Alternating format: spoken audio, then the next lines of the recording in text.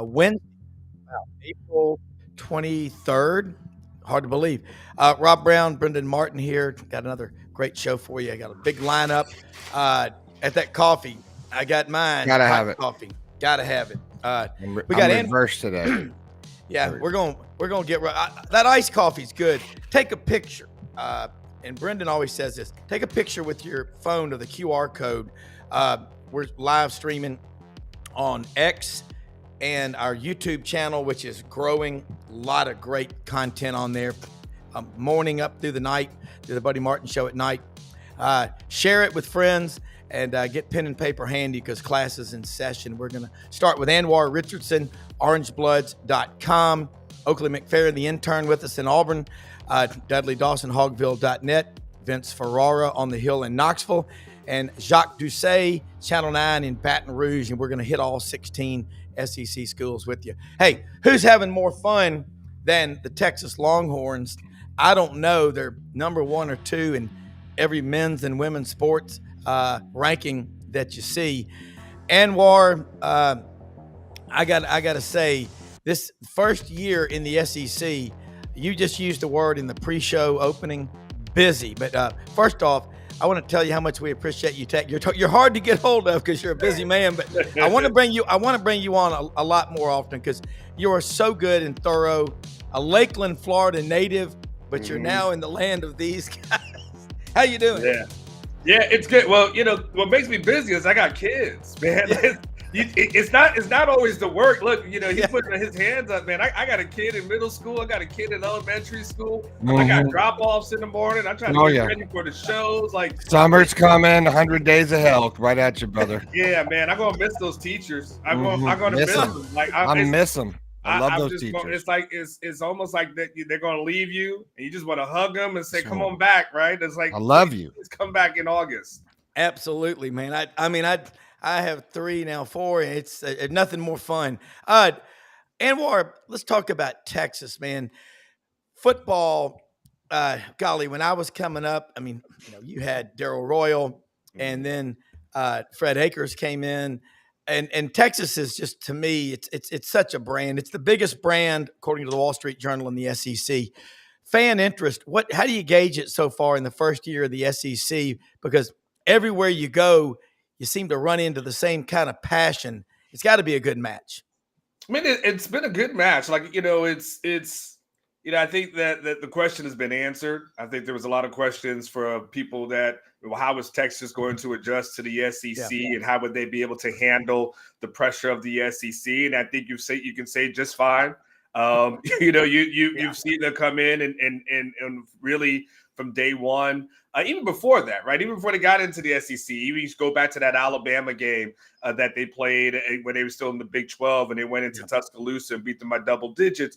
You said to yourself, okay, it looked like Steve Sarkisian is building something here, right? And so they get in here, and right now, the biggest Achilles heels is Georgia, right? That's the biggest thing, and that's probably the biggest hurdle that Texas needs to go across. If you're talking about just totality of all sports, to what you mentioned, Texas is on pace to win another Directors Cup. The way if these things keep going, which is Directors Cups, is basically excelling in all sports. And so, they, to your point, they've done well in just about every sport that's been out there, probably with the exception of men's basketball, but they went ahead and took care of that one. Yeah. But everything else has been good. Just ignore that one and go to everything else. And they still made the tournament, but and then, but the bread and where your bread is butter is always going to be, the football team, the team that's going to the semifinals for the last 2 seasons. Right now, to try to get back for not only the third, but try to get over the hump now and trying to get to the national championship game. And so that's kind of what they're working on now. Number 1 recruiting class this in 2025. They're absolutely killing it in the transfer portal, probably one of the busiest schools that are out there. So they've got a lot of things going on, and they're really trying to take it up to the next level, Sark and his company. Yeah, well, they were the one we felt between them and Oklahoma was most ready for the conference. Oakley, I know you got some questions there from Auburn about you thought Texas. Them and Oklahoma were the most ready for the conference? No. Based off of what? No, we were saying Texas of the 2 schools was the most ready. I was like – Oklahoma doesn't look like they're ready for the big. There's no whiskey in here, Anwar.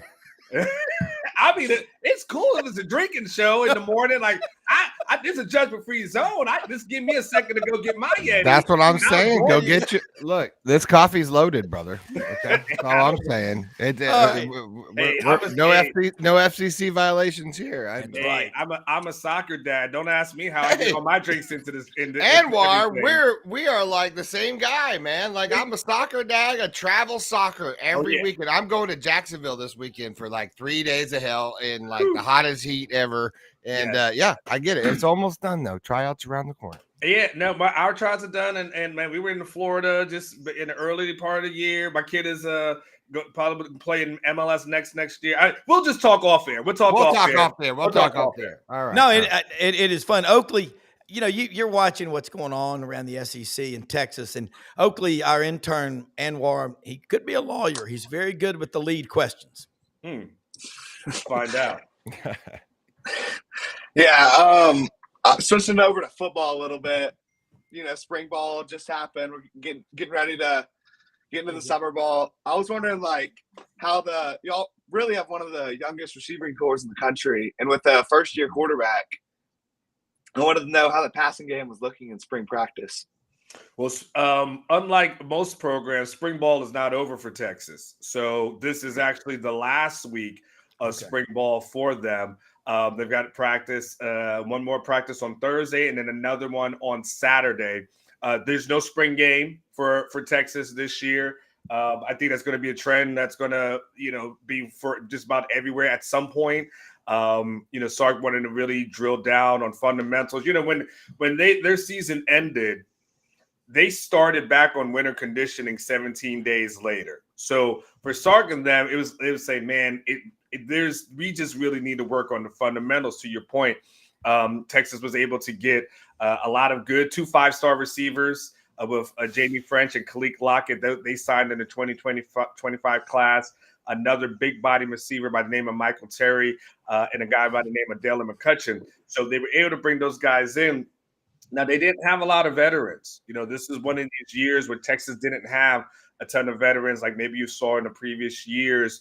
But you knew Ted Tark was going to address that in the portal at some point. So they had a Ryan Wingo coming back.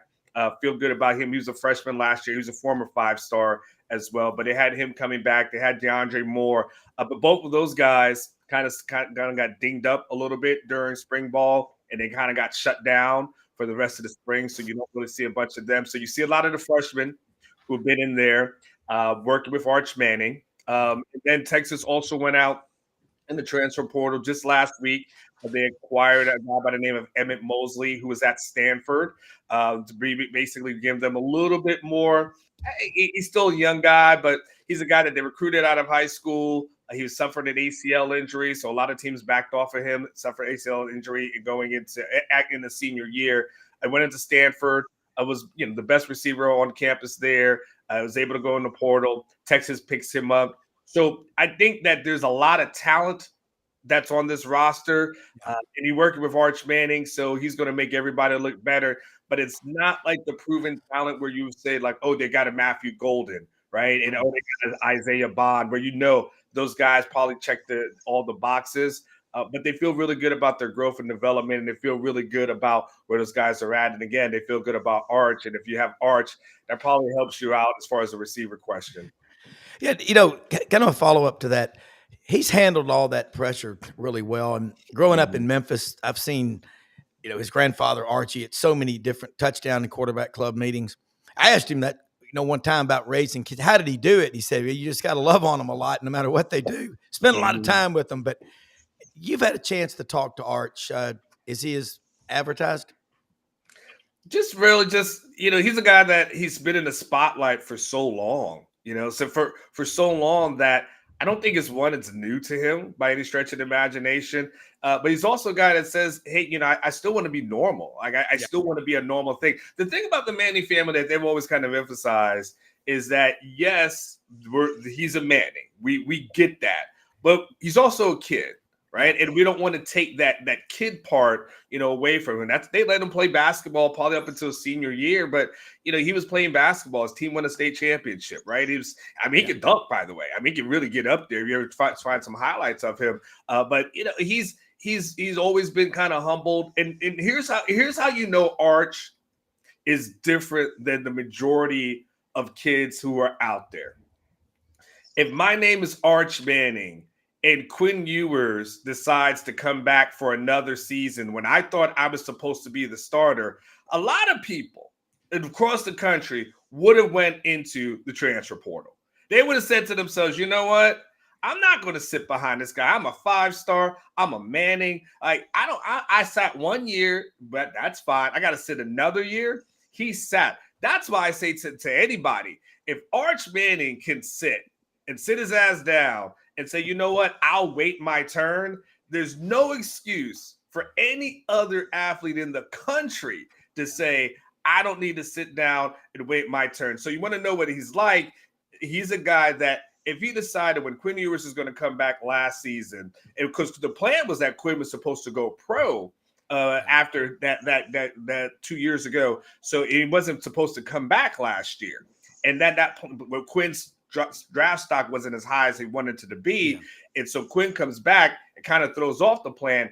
If he decides I'm going to go in the portal, there's no shortage of teams that would take him. Just about everybody would have taken him. Oh, yes. Of course. But he never did that. He's never flirted with the portal. He's always tried to blend in. He's always tried to be one of the guys. You'll see him around town. He'll be at a restaurant or something like that. He always is trying to be a live a normal life. So I would say he is as advertised. I've seen some kids who are legacy kids who are kind of jerks, and he's definitely not like that. Yeah. I Oak. Yeah. So looking at the defense, it's really veteran. Is that what Texas is expecting to be kind of the strong point of their team? Looking across, I mean, you've got juniors and seniors pretty much starting everywhere. Well, they've got two guys that if you start from the defensive standpoint, I would say you start with Anthony Hill at the linebacker position, former 5-star. And again, you're going to hear that theme, 5-star, 5-star, 5-star, right? It's talent, right? They believe in the talent acquisition standpoint. Future NFL guy. He's a stud, absolute stud. You'll hear his name a lot this year. And an edge guy by the name of Colin Simmons. He came on a lot, really strong, former 5-star. He came in really strong last year. He's a younger guy, though, but you've got him on the edge. You got Ethan Burke on the edge as well. So you got really some really good edge guys. But then what Texas has really done really well is that in the transfer portal, they really have attacked it as far as picking up guys on the interior of that defensive line. So they picked up a guy by the name of Cole Brevard from Purdue. 6'3", 333. They pick up a guy by the name of Travis Shaw from North Carolina, 6'5", 330. They pick up Hero Canoe from Ohio State, 6'5", 305. Then they just picked up two guys recently, Lavon Johnson from Maryland, and yesterday they get a commit from Syracuse, a guy by the name of Merritt Watson, who's one of the best freshmen in that conference last year. So they went out and picked up 5 defensive tackles to already add into what they had. And by the way, they picked up a guy by the name of Justice Terry as a 2025 freshman, a 5-star, again, out of Georgia. The thing about it is that Sark, when he got here, he looked at that roster and said, this is not an SEC ready roster. And they weren't in the SEC at the moment. But what he said was, in order for us to get out of the Big 12, once we get out of the Big 12, we got to face an SEC program. And so we need to not only build to get out the Big 12, but we need to get to the SEC. So that's what they started doing, and that's what they started building towards. And the one thing he understands is that in the trenches, you've got to win the trenches in the SEC. You got to win it on the offensive line. You got to win it on the defensive line. And that's why he's gone out. He got a bunch of guys last year. He's got a bunch of guys this year. So I think the defense will kind of kill you by rotation. And they've got a bunch of good defensive backs. I would just say, Michael Taft is a returning guy, probably one of the better safeties in the country. Probably gets a little underrated by a lot of people because, he's a white safety in the SEC. And so sometimes people are going to give white safeties in the SEC the kind of love that they absolutely. Yeah. But Michael Taft, I'm just telling you, he's a baller. I love him. I think he's bona fide. But I think he got snubbed for a couple of things last year.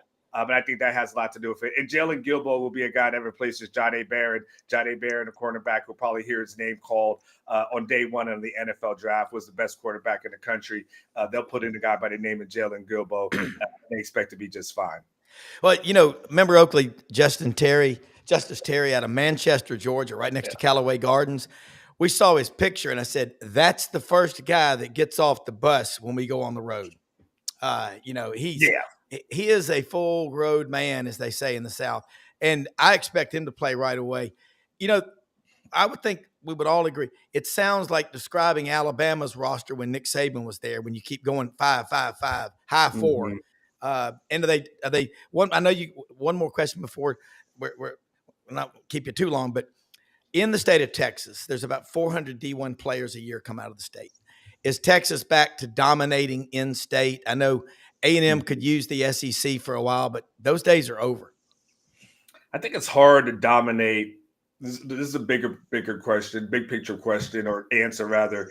It's hard for any in-state school to really dominate the way that we grew up and we're used to, right? Yeah. When you start talking about whether it's Florida, whether it's Texas, whether it's Georgia, Alabama, or where you go out to like California, the challenge is you've got an era of kids right now, especially in 7-on-7, they travel a lot. Yeah. They travel to different places. Beforehand, we had the regional programming, right? And so we only got to see the programs that are kind of in our region.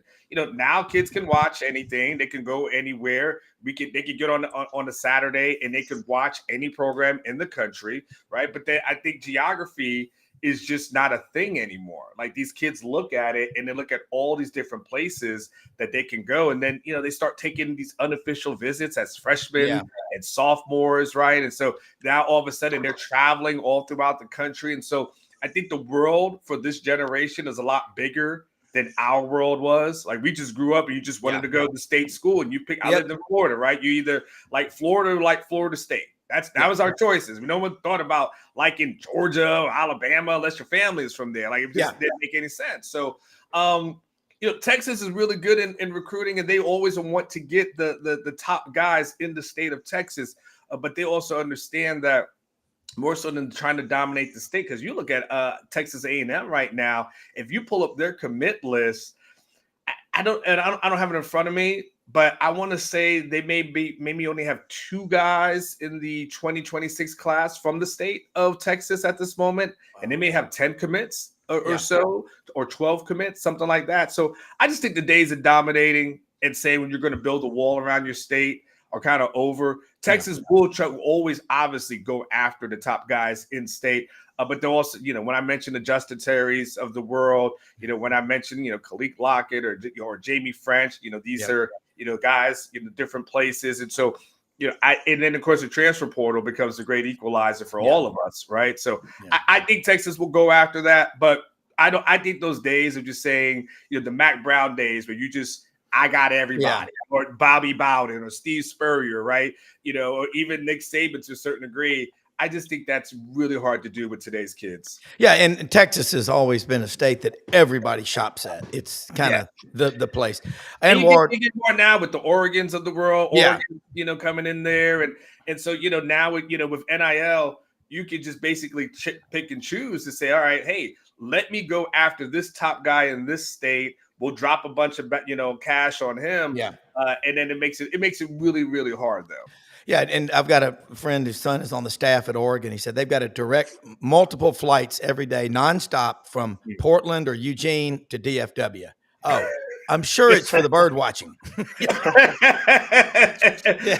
There may or may not be some talent that's in the DFW area, right? So, hey, last question: did you grow up a Gator or a Knoll? I grew up a Knoll fan. So when I talk about regional stuff, so what they used to do in the state of Florida is that they would have Bobby Bowden do a show every Sunday before they put on the church shows, right? And so it was like Bobby Bowden and then church. So I grew up watching him, and then I just grew up, an old fan. And I think what happened is one of my friends, his name was Shannon Baker. He went to Lakeland High School. He was a wide receiver, and he went to Florida State. He was a top guy. And so it was crazy. Like back then, I think it was Ohio State came in. So this is probably late 80s, okay? I want to say 88, 89, something like that.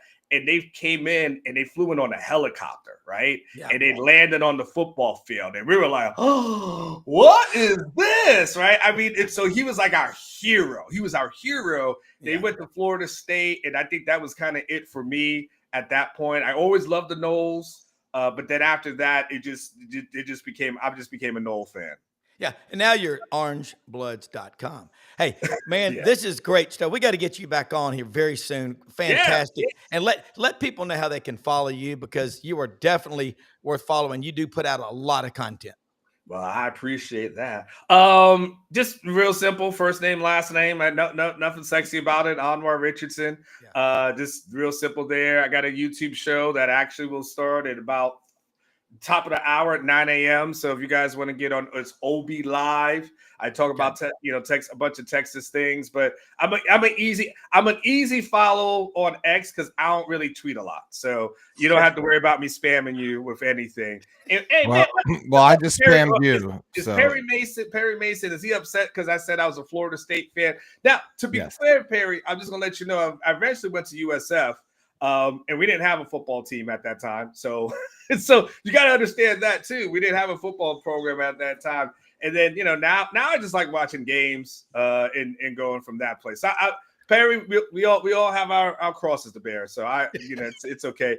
Brendan, I'll hit you off air. We got soccer stories that you and I need to discuss.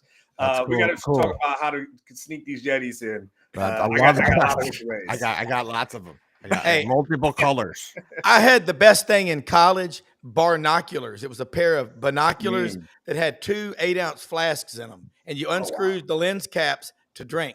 Oh, we're just far more obvious about it than that now. We don't even play that part. I don't care. I'm out there. So listen, you're lucky it's in a coffee cup. Hey, this is not free what I'm paying for. No. I'm a grown ass man. I'm gonna come out there and chill. It's an $800 weekend going to Jacksonville. Yeah, you've got to do it. I'm having a drink. No, you got to. Anwar, you guys, y'all take care, man. Thank you so much. You too as well. Thanks, Anwar. That is fun. Jacques Doucet, WAFB Channel 9 will be on with us here in a second. And Oakley, and you know this, and you're not far in age, a year apart from Arch Manning. I don't know if you've ever met him or not, but y'all's generation is, like Wilson says, it's a lot of the parents are the problem. He's got great parents. So do you. I think it's really cool to hear stories like what other players around the country could do. Let me say something real quick. Winter Timber Outdoors, folks. Athens, Alabama. Oakley, they're building a new store in Auburn out along near Interstate 85. You know where that is. Should be opening in June. They've got over 2,000 shotguns, rifles, and handguns in the Athens store, but they got everything you need. Anything that involves hunting or fishing, all the shooting sports, they've got you covered. They've got the gear, Dixie decoys, duck camp, Sitka, everything. It's turkey season, everything you need, the calls, the gear, the ground blinds, the loads, the Migra loads. They're, to me, one shot, one kill. You cannot get any better. Winter Timber Outdoors, proud to have them as a sponsor. Oak, before Jacques jumps on here with us, we're seeing a lot of movement in the aisles on the portal, okay? The students at Auburn. Brendan knows the people at Florida. I'm not seeing players that they really want to keep leaving. Guys have always transferred. Am I right or wrong? Yeah, I think, this has been floating around. I think some of the biggest gets are keeping guys on your team, stay on your team. Yeah. Recruiting your own team.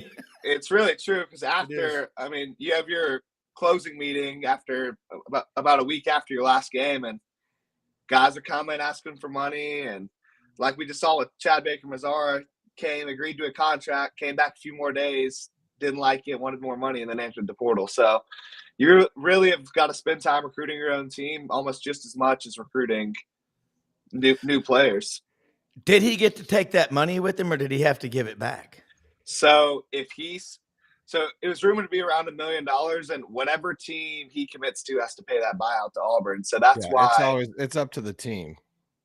Yeah, so the that's team why he goes to pays that out. That's how it's been. So like, that's why the Rashada deal and stuff like that, Florida had to pay. You had to meet half that to pay off the other school. That's part of the deal. Yeah, so that's probably why he hasn't committed anywhere yet, because they've got to pay that much money for him to commit. Yeah. Well, Chad, I mean, that one, Jason Caldwell, Auburn Undercover, told me, he said that's the least surprised bit of news I've heard. He goes, everybody, because he did it last year. Yeah. But Denzel Aberdeen, Oakley, leaves Florida to go to Kentucky. Why would he's from Orlando, I think. Why would you leave the University of Florida? $2 million. Yeah. Okay, there you go. 2 million reasons why. Kentucky. That's true. I mean, it's $2 million, Rob. No, if he got 2 million, hey, that's what he got. What do you say? Right. What do you say? Kentucky spent their estimated NIL for this year's basketball team is $20 million, which nobody else is more than 11. Yeah. So it's unreal how much money they're throwing around this year. Mm-hmm. Yeah, because Kentucky's had enough. They're like, hey, we have donors, we got deep pockets, we got horse money back there. We're tired of not being back on the dominance, and we're going to spend $20 million on a basketball team. And that's what Ohio State spent last year on football, allegedly. Yeah, so Kentucky can do that because everyone else in the SEC has football number one, or Vandy maybe has baseball, but they're the only team with basketball that's number one, so they have the most NIL. And they're like, we're Kentucky. We haven't met our standard in 5 years? Longer. Well, hadn't won a national championship since 2012. Yeah. I mean, you look at the SEC in the last 8 years, what Auburn, Florida, and Alabama have done compared to Kentucky. Look, I hear what you're saying, Rob, and all that stuff, but I think at this point we just got to look at it as this is the deal, not be so shocked about it anymore. Like the kids are going to go where the money is, right? You can't blame the kids going where the money is because it's there. I got a kid. If they tell me, Dad, it's $100,000 or $2 million or whatever it is, I'm going to say, hey, go get that $2 million, because right now they're figuring this isn't going to be around forever. Yeah. This is hot. Let's do it right now. They may change it. May not, go get it while you can. Yeah. Because it's not going to, I think even the players know it's not sustainable. Yeah. And I mean, what got us in college, was this fraternity house rush party is giving away long necks, and this one's giving away keg beer. I'll take the, that's not true either, Rob. That's not true either. That's not true. Where the best players got bags of cash. Oh, back in the nicest cars on campus were the parking lot of the athletic dorms. Exactly. So I'm just saying, this is always been going on. It's just more obvious now. I mean, and then it's more of a pro style format where you can vie for players. I really just think that end of the day they got to shut down, bring back the 1 year sit out rule. If you go from team to team in the same conference, bring that out, make it not so easy to transfer out. I think that's just such a blatant, obvious, fix right there. You can't just bail so easily, right? Let's start. I don't know, Oakley, what do you think? Well, I think if they're kind of halfway committing to the pro style. If they're doing the pro style, they need to make everything needs to be public. You have a 1 year contract. It's public. You can't threaten to opt out of your playoff game like some of the Tennessee players allegedly were. Right. You can't opt out. Yeah. And you got to have some franchise tags. You got to be able to shut some guys down. Yeah. Because you can't, there's no way you can't have a couple franchise tags. That's impossible. Because that eases the pain right there. Well, I mean, Oakley, you mentioned about Chad Baker Mazzara with Denzel Aberdeen, $2 million. I mean, you got to take that. Okay. Jacques Doucet is on right now. I was sending you saying, hey, if you need to reschedule for Friday, but you're here. So thank you. My apologies. If you need to bump me back. No. We're good. We're good. We ain't going to turn down Jacques Doucet, 2-time Sportscaster of the Year in Louisiana. Love having you on.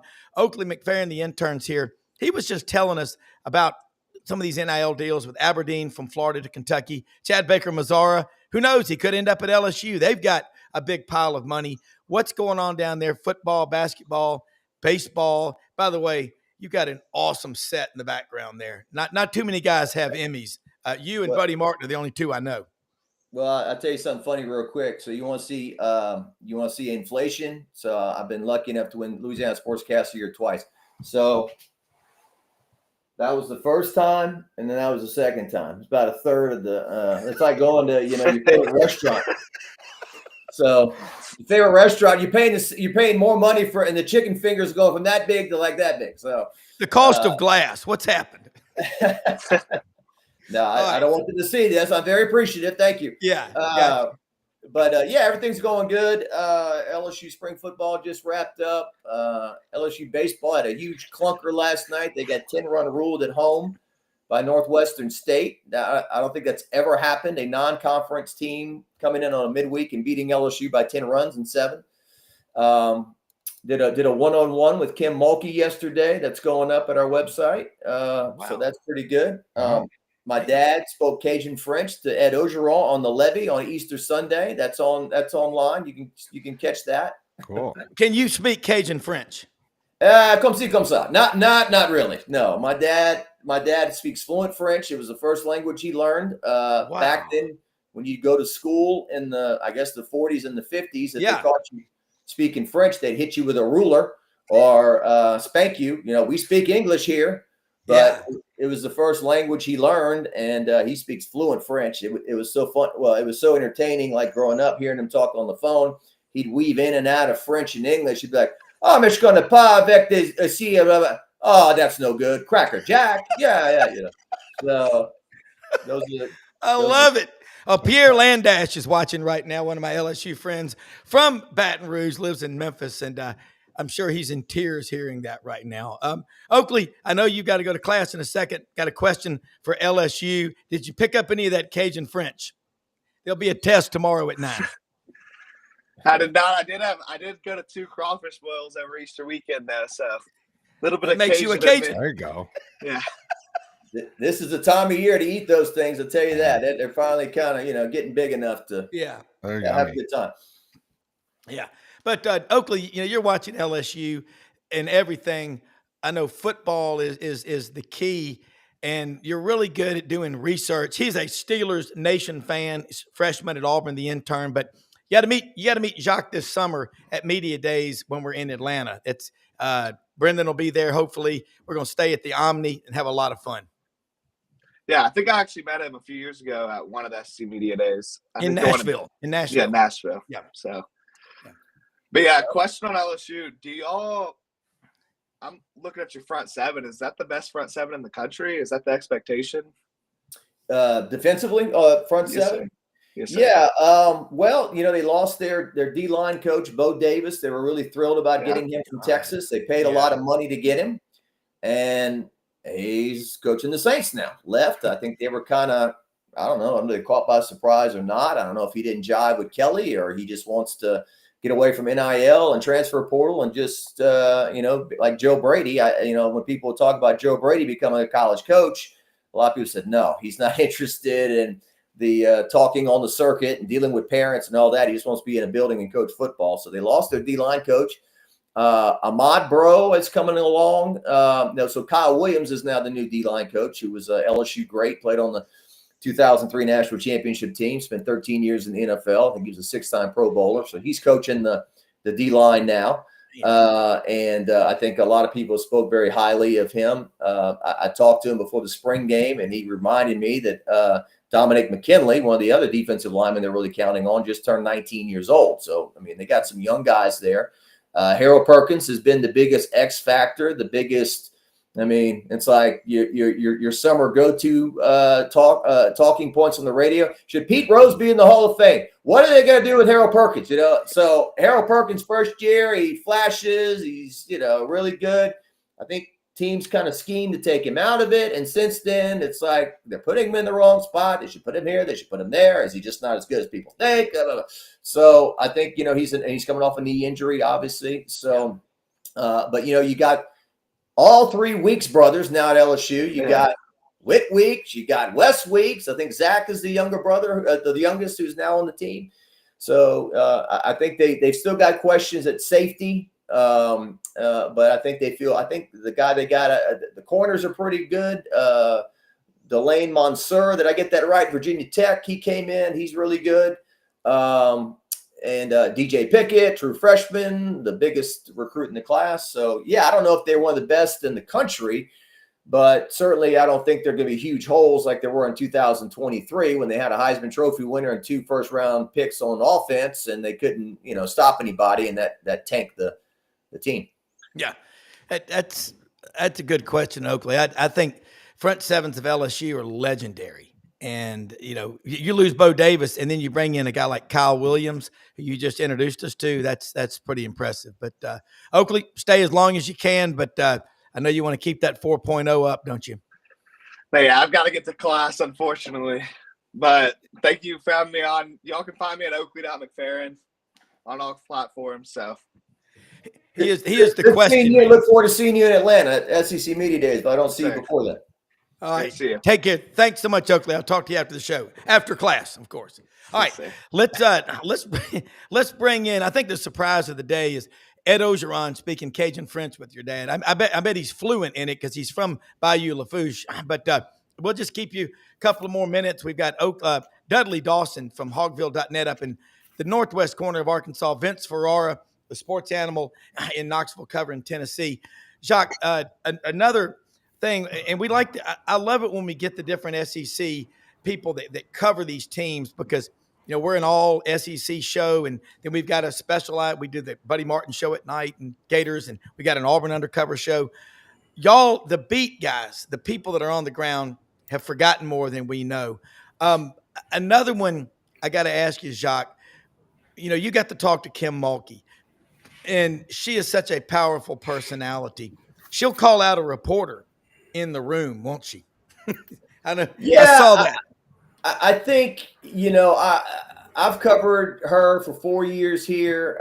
When she got the job, I was a bit worried. I was like, this woman's going to chew me up and spit me out. I knew they were going to win. She's always been a winner. Yeah. But it was like, what is this going to be like? And I'll tell you what, she has been, just me speaking, I think she's been one of the greatest things that ever happened to LSU in terms of the interest she draws and whatnot. Now, look, she's going to speak her mind. She's not going to let anyone walk all over her. Does she speak her mind too much? I don't know. I think she kind of feels like she gets misconstrued sometimes. Like she makes a joke about a kid in the back of the room eating some pretzels while she's doing a press conference. She's trying to have a little fun, and then it gets written up that, Kim Mulkey, being gripey and grumpy about somebody eating in her press conference and so forth. She had the little exchange with the LSU reporter the other day after the game, which she said, how many Final Fours you play in? Yeah. The guy made a million mistakes. I think the young man, he phrased this question, Coach, you've been eliminated in the Elite Eight the last 2 years. Probably, but Coach, you've reached the Elite Eight the last 2 years. Might have been a little better to phrase that, especially considering the subject. And then she goes, that's terrible, ain't it? Well, she's being sarcastic. He freezes up and just said, yeah, terrible. I guess you just repeated what she said. And then she says, well, that's, how many Final Fours have you played in? So, and then that's the big, Shannon Sharp and Stephen A. Smith. That's their lead story. Kim Mulkey's rude. And, so I think she's so powerful. She moves the needle so much that everything she does gets really amplified. But I tell the story. One of those sportscasting awards I won, one day I go to the mail and I've got a postcard from LSU women's basketball. And it's a handwritten note from Kim Mulkey congratulating me and telling me that I work hard and all that. So I think there's a lot of people that will tell you she's got a big heart. She's caring. It was a really bad comparison yesterday. I didn't put it in I said there's just a little bit of Bobby Knight in there when Indiana, he's a what, but he's our what. Yeah. Kim Mulkey's coaching for you. Everyone loves her. And I cut it out, but she goes, well, I never choked anybody, and I never threw a chair. What are you talking about? Yeah. Vince, hearing what he just said, and Dudley, I'll start with Vince, the sports animal up in Knoxville. You talk to every coach. You do UT baseball. You get to do it all. You also have about as fun a job as you can get. Now, you've probably been up since 4:00 this morning, too.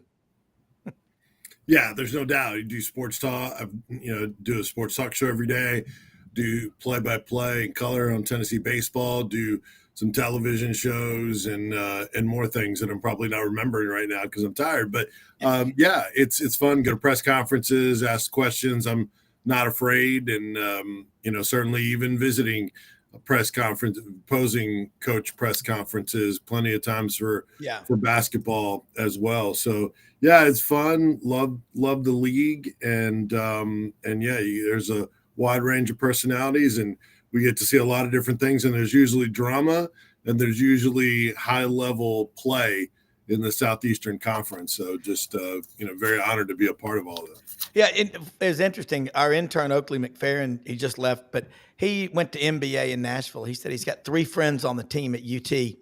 And he told me the other day, he said, everybody on that team loved Nico. Still does.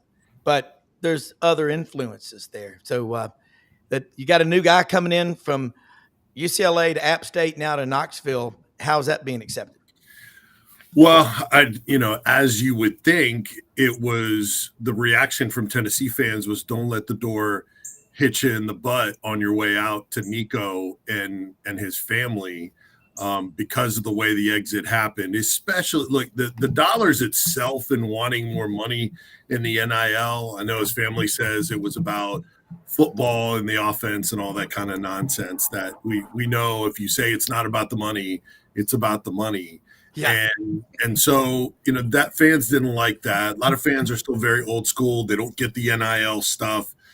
They don't understand why these kids that in some cases have not reached the elite level can ask for all kinds of money. And there was a lot of, he's not worth it. He's average. Look at these stats, all those kind of things. But I think I might have mentioned it last week. Just a reminder that NIL was set up to reward players that were playing at a high level and generating revenue for these schools, and they'd get a piece of the pie for their actual name, image, and likeness, with autographs and appearances and jerseys and stuff like that, where you could actually, you've accomplished something and then you benefit from it and the schools benefit from it. You get some of that money. It was never that way. It's been pay for play and pay for leverage. And Nico's camp felt like they had leverage and they played that card. So Tennessee did not agree with that. The market told you that wasn't the case as well. And so that's what it was about. That's why he was asking for more money. It's not like you achieve a certain amount of stats, you get this amount of money. The system isn't set up that way. So fans didn't like that. And then the skipping practice and going AWOL from his team, that didn't go over well. So I think fans are going to be receptive to the new quarterback, because it is leave it to Tennessee to do something that hadn't been done before, and that's basically a quarterback trade. Joe Aguilar goes from App State down the road, down the interstate, as you know, Rob, from Knoxville and in Boone, North Carolina, and after 2 years there, he was going to be the guy seemingly at UCLA, and then you bring in Nico, and then, as Dudley will get to in a minute, Madden, and so Deshaun Foster says, "Hey, we'd love for you to stay and compete for this job." He knows he's not going to win that job. It's not a true competition. So Tennessee jumps on him when he hits the portal on Monday.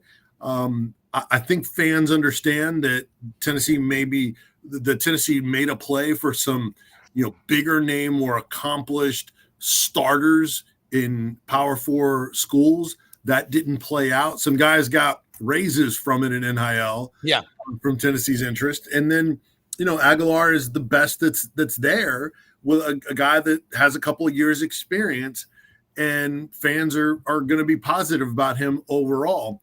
So it's the one, they needed a guy in the room. They got a guy in the room with more experience. He's got 2 years experience. He turns the ball over too many times. He has 24 interceptions. And then Pro Football Focus said in his 2 years, he's basically put the ball in harm's way. He's had a turnover ratio of throws that potentially could have been turnovers. 51 of those throws over a 2-year period. Hendon Hooker had 14 in his entire career. Nico only had 11. And then completion percentage last year at 56%, 60 for his career. Just not typical of Josh Heupel offenses, but they feel like they can develop him. Yeah. Hey, Jacques, I know you got to get going. Parting thoughts along that was said, and I'm going to get back to Dudley, but stay around. I know we got kind of a late start, and this is great stuff because y'all are on the ground. But any other stories on LSU, and we'll get you back on next Wednesday. Love getting all this synergy going because if you don't watch this show and this channel, you're going to miss a lot. And what you're doing is incredible stuff. Well, to piggyback on what Vince talked about, I mean, I've heard from some coaches at LSU that have said, good for Josh Heupel and good for Tennessee, good for taking a stand in this thing and not, letting young kids run our football program. And I went to LSU when they played UCLA in the season opener, and they said, this is the biggest crowd we've had in whatever year, 69,000. They had tarps over the bleachers out there. And a lot of times no one's going to those games because in Southern California, there's a lot of things to do. And it's very superficial. If they're doing great, we'll show up, but they ain't showing up for a 6-6 team or whatever. So, and he got less money from what I hear as well. And so, I mean, just look at women's basketball. Speaking of California, UCLA, they go to the Final Four. I mean, you should be thinking, hey, let's try to do it again, and maybe we can win a national championship. Now, 6 of them hit the portal from a Final Four team. But this is madness that's going on. It is. A girl at LSU who averaged 6 points and 6 rebounds per game, from what I'm told, just got paid $400,000 to go to Virginia, a team that came in 10th out of 12 teams in their conference. She leaves LSU and Kim Mulkey and 10, 11, 12,000 people a game to go to that. Why? Money. Yeah, it is. Parents, or know. Well, hopefully she'll put that away in savings. Jacques, let people know how they can follow you, and we'll do it again next week. That's power. That's good stuff. Well, I appreciate it. WAFB.com and WAFB on YouTube, and good being with you guys today. Vince, did you know Pat Summit? Oh yeah, I got a chance to meet her. I moved here in 2010. Such a class act. Treated everyone like they were special and made you feel special, and just cherish my interactions with her. Not a ton, as much as I'd like, but definitely did amazing icon. Yeah. Didn't they hire her at 23? She was hired. Yeah. 23. I was still in college at 23 for the record. You work on your 6th year in college. Or I was redshirted twice academically. So. Yeah. There you go. Right. All right. Jacques, thank you. We're going to speak some more Cajun French. I'm going to study some next week. All right. Oh, where? Yeah. I'm crawling before I do it, but we'll do it again next week. Thanks so much. Okay, buddy. Appreciate it. All right. Dudley, you've been listening, and we got it was funny. Jacques was talking about his dad on Easter Sunday was on the levee of the Mississippi River speaking Cajun French with Ed Ogeron. And he spoke some Cajun French. He said his dad will get on the phone kind of halfway this, halfway that. Now I'm beginning to think we're all speaking another language because we're not understanding what we're being told. Madden, Iamaliava, comes in January to Arkansas for a cup of coffee, as Chuck Oliver always says, and he's out the door. But I see where Hunter Yurachek and the Arkansas Razors edge is like, no, you're not. Yeah, a couple of things here. Number one, I once spoke something, I'm not sure whether it was Cajun, to Ed Ogeron when he was the weight coach here at a bar called Maxine's, a fabled tradition of 70 years here. We used to both. I was in school. He was as I said, he was assistant weightlifting coach back then in Arkansas. But I'm sure that the people sitting around us, what in the world. But obviously he's gone on to be very successful. That being said, I almost didn't show up here this morning, but you know what? I honor my contracts. If people ask me to do something, I do it. I don't come to a place for 3 or 4 months and then head out. I'm not casting aspersions on the kid. I've always said it's about the adults. It's not about the kids. Yeah. And but yeah, Hunter Yurachek said, "Oh yeah, okay." Look, and I'm gonna tell you. I went and tried to find a Perry Mason about it. I tried to find a Matlock about it, and I've tried to find and a Law and Order about it, but they're nothing to do so far. They've not got NIL stories out yet, so I don't know how to handle this other than to say, you got to be kidding me. Yeah. I mean, Dudley, it's just, he was a high four, and Bobby Petrino really liked this guy. Yeah, and I think if obviously I think he stays here if Nico doesn't leave Tennessee. But as the same thing as as Vince has said, people are like, okay, get on out here. Kid from Little Rock named Grayson Wilson, who was surprised on signing day when they gave a whole bunch of money to Nico to flip from UCLA. Madden to flip from UCLA.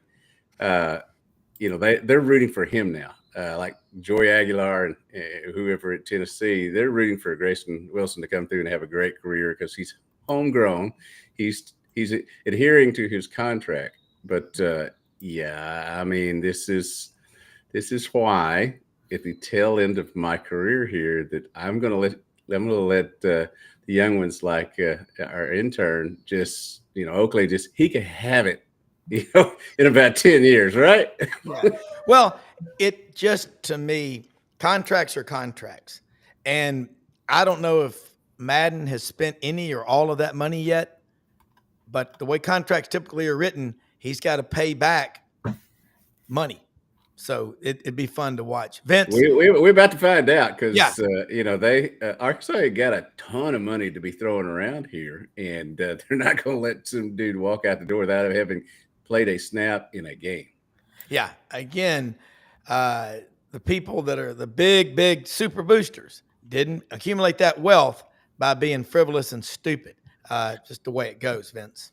Yeah, a couple of things on that. And much like people rooting for Tennessee that this plays out, it's a great point because then it will show that, hey, the players aren't the ones that are dictating and how this works, that the schools can stand behind not being bullied and leveraged and do what's right. On the other hand, that's short-lived. If Tennessee loses in the opener to Syracuse, any goodwill will be flushed by this fan base, much less anyone on the outside. So it's fleeting, basically. So that's one. And then two, it's very interesting that Hunter Yurachek is taking this approach. I also applaud him, and I think a lot of people are too, in looking and see if this would work. Here's the problem. You got to know the language of it. And, a lot of us, I don't think, know what the language of that specific deal was. And if it didn't clearly say that you have to execute a certain amount of things and then you get your money type of thing, that would be the way NIL was originally developed. But these are pay-for-play contracts, an NIL deal. So if he's getting it basically just to show up to Arkansas, how do you come back and say, well, he's not staying? He didn't do anything. Well, if that's not clearly outlined in that deal, then you're going to have a hard time recouping that. It would be great, but it's kind of like guaranteed contracts in the NFL. Like, that's why the NFL doesn't like to give that guaranteed money, because you can get hurt and then not actually play in that time, and then you've already got the money. Yeah. So, and then who's really going to take on that case and set a precedent in that area until we get guidelines? And then, the other thing is, it's interesting that UCLA is doing so much business with the Iamaleava family. Yeah. When they flipped from UCLA to Arkansas and on National Signing Day, and now they're doing it with Nico and they're doing it with Madden. And Madden going to UCLA from Arkansas, to me, is even more of a validation, not a validation, but a guarantee that Dad and the family are calling the shots there, because Madden made his decision, independent of Nico. So now he's suddenly, without ever playing, he's suddenly going to play with Nico and in California when he hadn't even seen how things would go. Clearly the family is helping make that decision for him. So, but hey, UCLA, is Deshaun Foster. He talked about how, hey, he wanted to be closer to family, all that kind of stuff. And then it wasn't about the money. I saw one business put it out there that when Madden was leaving Arkansas, they said, well, it must have been the offense, right? Yeah. So it's wild how how this story and these things can flip so quickly. And these guys never playing for a school and yet transferring and hitting the portal. There's a bunch of those guys that are out there right now. As my grandpa used to say, don't piss on my foot and tell me it's raining. That's right. I mean, come on now. We all know what's going on here. And right. It's my understanding the language is pretty clear in that contract. But, we talk about contracts and ironclad contracts and all that. But as y'all were saying, this is uncharted territory. It may depend on what kind of judge you get. Arkansas does do a really good job with these contracts, I'm told, because their lawyers are very good. They're the Perry Masons and Ben Matlocks, of this business. So I'm anxious to see what plays itself out. I whether they can do it or not. It was a good publicity day for Hunter Yurachek because not everything's gone great. They're lately with football, and it appears he's taking a stand, whether he can take a stand or not. Yeah. Well, here's an interesting quote. I think this is pretty cool. If someone could only see your actions and not hear your words, what would they say your priorities are? Hell yeah, it's about the money. It's exactly what it is, Dudley. And now with football and by the way, Perry Mason, watching the show right now, a proud citrus farmer. That's the equivalent of a rice farmer in Arkansas, citrus farmers in Florida. God love them. Don't talk about farmers with your mouth full. That's the bumper sticker here in Arkansas. It's the case of the quarterback switch in Perry Mason this morning. Yeah, it is. And Perry never lost except one time. And that guy Hamilton Berger had to overturn it on a technicality. But with Dudley, you think about Arkansas, Bobby Petrino's back in year 2. How much better are they going to be? Let's talk about the quarterback room. Let's talk about running backs, offensive line. Then we're going to flip over to Vince because, damn, y'all know your stuff. And I know people say sometimes we're hearing, and I've said this a long time, so much about money with players.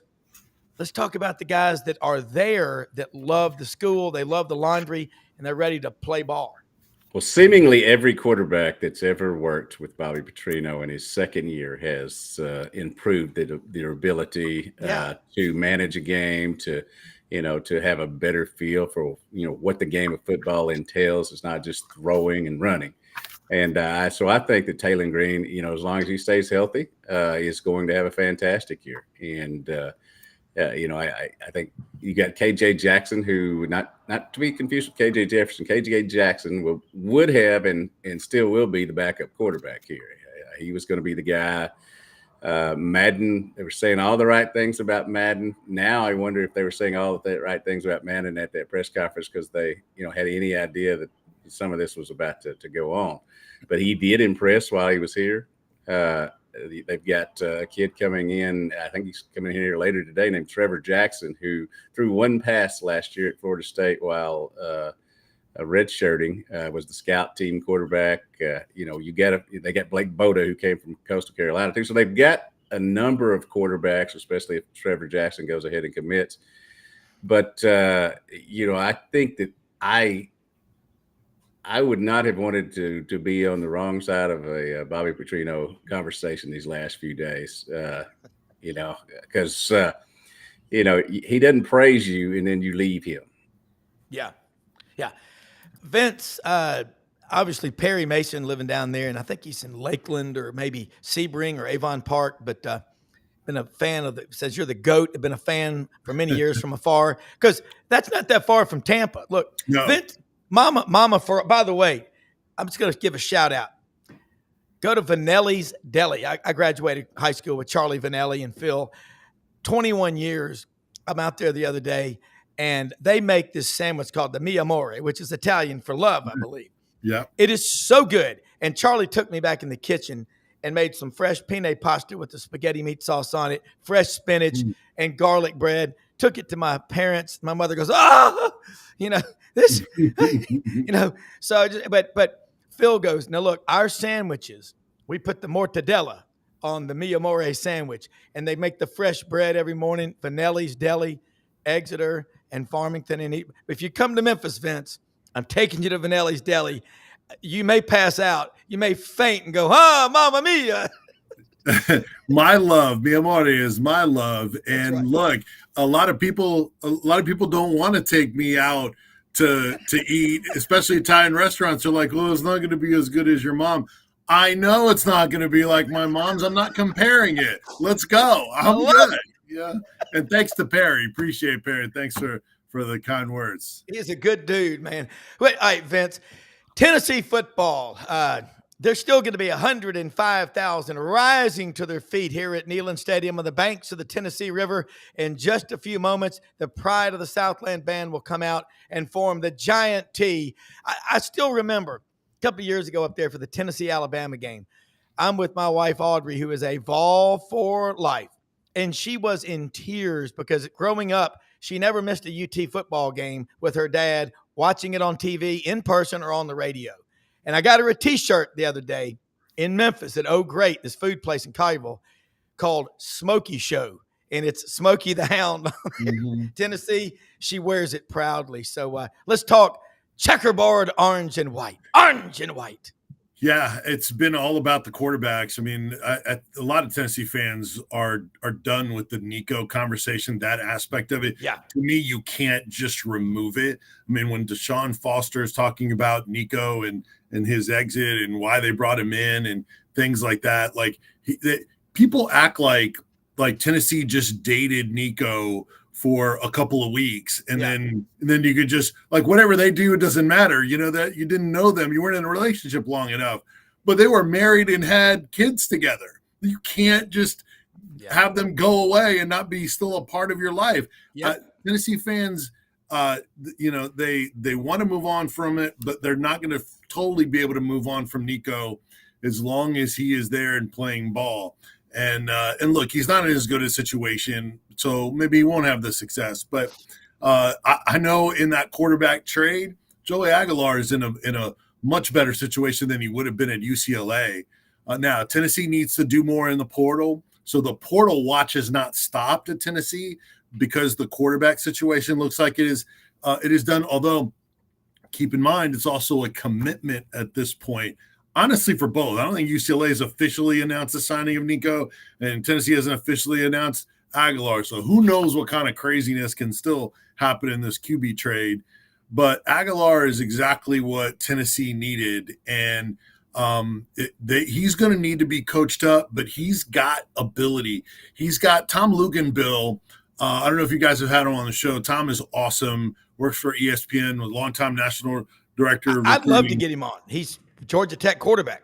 Absolutely. And he's going to come on our show tomorrow because he's been outspoken about kids hitting the portal and then not realizing that so many people in the portal never find another home. Yeah. And those things need to be publicized more so kids will hopefully think twice before making those decisions. Vince, hold that thought real quick, because I want to go back to you and Dudley when we come back, then we'll wrap it up. But Landers Ford, folks, they're open every day of the week except Sunday, 7 a.m., 7 p.m. The 25 Expeditions are on the lot. They're located right where Memphis and Collierville come together, Poplar and Houston Levy. Huge lot, giant American flag, Old Glory, flying proudly above Landers Ford. They're all over the Mid-South. LandersFordMemphis.com. Okay, couple of things. You're worried about tariffs. Brad Bellamy, the GM, comes on the show every Friday with us. They're giving the pricing, employee pricing when you come in there. Let them know you heard about them on SEC Sidelines. They'll take $500 off the additional savings, and their service department will pick you up wherever you are, take you home, pick you up, round-trip transportation. LandersFordMemphis.com. Right down the street from Hewlett and Dunn Boot and Clothing Company. Folks, if you love good-looking boots, men's, women's, kids, they've got them all. More duck heads. I want to focus today on the duck head selection. They've got so many duckhead pants, blazers, polos, button-downs, vests. You got it all. and Filson, Barber, STS, Pendleton, Schaefer, and the luggage. Man, they've got STS, Filson luggage. They've got some brands you've never heard of. Get out there, open Monday through Saturday, 10 a.m. to 6 p.m. Go back real quick now, Vince, about Tom Luganbill. I really like him. One of the things I like about him is he's always wearing cowboy boots when he's on the sidelines. You're right. But damn, I've seen him at several Auburn games. He's always wearing his cowboy boots. Hewlett and Dunn needs to send him a pair. But he's really knowledgeable. Yeah. And you're going to I would love it, have him on here with this panel right here because he understands. There's a stat that came out about basketball the other day. I think it's in the 60% something of people transferring that just disappear. It is not always easier when you leave. Typically, you just transfer those problems to a new zip code.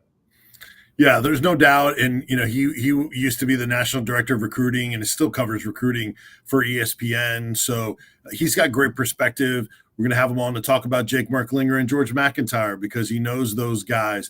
He's a sideline reporter, as you mentioned. He does in-studio analysis, just so well-rounded. He's called 3 of Joey Aguilar's games, including last year's Clemson game, which is not the best game for tape for Joey Aguilar. I mean, real higher level of competition, but so he understands him. He's called Nico games. He knows him. So that fit at UCLA. So we can cover all of it with Tom, and we'll do that tomorrow on the show. But I brought that up because he described Aguilar, just real quick and wrap it up, as a riverboat gambler. And he is Tommy Tuberville. Yeah. And so that doesn't fit Josh Heupel's offense. Like all the quarterbacks combined in Josh Heupel's 4 years have thrown a grand total of 14 interceptions. Aguilar has 24 in 2 seasons, and a completion percentage is nowhere close to where it usually is good enough in this Tennessee offense. But he will also make just tight window, beautiful throws. He'll hit some deep balls, which Tennessee needs to be better at. So he's got things that I think they like, but he's got other things he's got to clean up. I don't think he's being handed the starting quarterback position. I think this will be a competition, and then we'll see if his experience gives him the edge. And then one last thing. Remember, Tennessee brought in Joe Milton late in May, the same year that they had Hendon Hooker from Virginia Tech, and Milton won that job and was able to get the starting nod in short prep. That will be what Aguilar has. So Tennessee's had to get a quarterback ready in short order. We'll see if it's him or if he can't break through some of those issues and it goes to Merklinger or McIntyre. But fascinating there for that quarterback room. It is, and I heard Chuck Oliver saying last night, I always listen to his show at night. He was a freshman when I was a senior at Auburn, and he does a great show every day on football, college football, the king of college football. 5, 2, 3, 4. You know what those numbers are, guys? The number of interceptions Josh Heupel's quarterbacks have had over the last 4 years. He will fix, I think, Joey Aguilar. Bobby Petrino. I mean, who would you want to coach your quarterbacks if it's not Josh Heupel? Bobby Petrino. Dudley, you talk about year 2, the improvement. Significant. What about the defense? What about the line of scrimmage? Because that's all that really matters in this league. Interestingly enough, last Saturday, while the whole Madden thing was going on as well, they brought in 4 portal guys, got commitments from all 4 of them, the defensive guys. And so that worked out well. I know they're going to try to add some more. So, I can't gauge what the defense is going to be for sure, but I do know that they've identified weaknesses. They tried to get those taken care of. We'll see how it goes. And I think I kind of gave a saying last week. So many people have come up to me in these past few days and basically said F the Imalalas, however you say it. Free the Imalalas. Yeah, and again, I want to point out that adults have created this situation. The kids are part of it, but the adults have created this situation. Hate the player, not the game. Yeah, it is. And look, guys, cannot thank y'all enough for sharing your time with us. I get so many positive comments and friends, and especially they say, I don't hear about my school. I can go on this channel. I can hear about all the 16 schools. We've got, Gatorbait Media. We've got Hogville.net, Sports Animal with Vince in Knoxville. Nobody's going to outwork y'all. And I just tell y'all how much we appreciate it.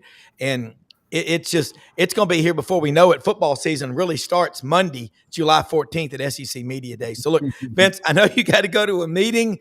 I'm going to get you to Vanelli's Deli, or I'm going to do something. They quit making that Tennessee shirt I wanted to get you. The company, they're not doing it anymore. So I got to do something. But I'm going to Grubbs. He's going to Memphis. Yeah, you're going to Grubbs.